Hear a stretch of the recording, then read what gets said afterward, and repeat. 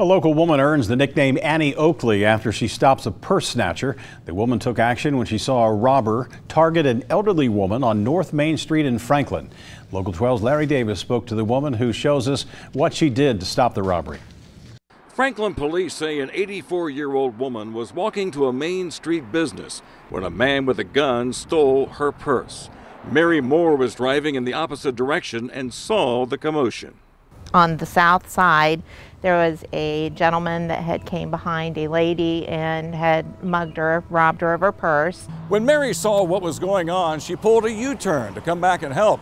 Little did the purse snatcher know that he was about to come face to face with a woman with a CCW permit, and she was packing.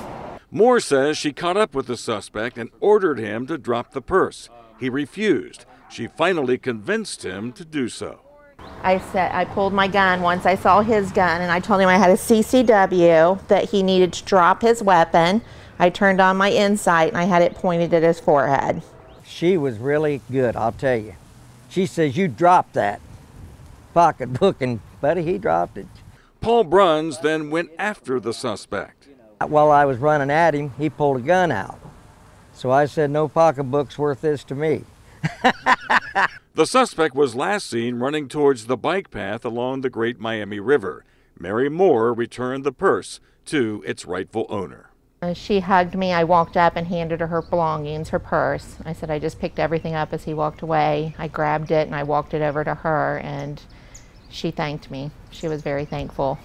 In Franklin, Larry Davis, Local 12 News. The 84-year-old woman was going to Sure Form laminates when she was robbed. Today, the store's owners gave her free laminates to make up for her misfortune.